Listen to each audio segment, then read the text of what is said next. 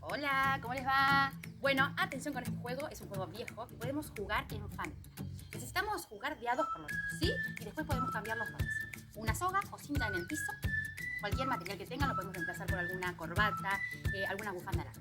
La ponemos en el piso y esa soga va a ser nuestro barco. Si estoy arriba de la soga, es el barco.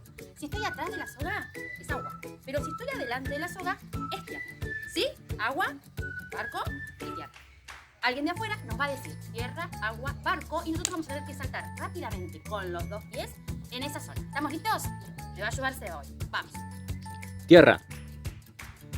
Barco. Agua. Barco. Agua. Perfecto. Si se animan podemos agregarle cielo. El cielo sería arriba del barco saltando con las manos para arriba. ¿Se entendió?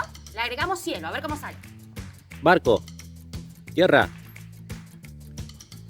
¿Me equivoqué? Sí. Seba me dice que me equivoqué. No importa. Vuelvo a empezar. Y después cambiamos.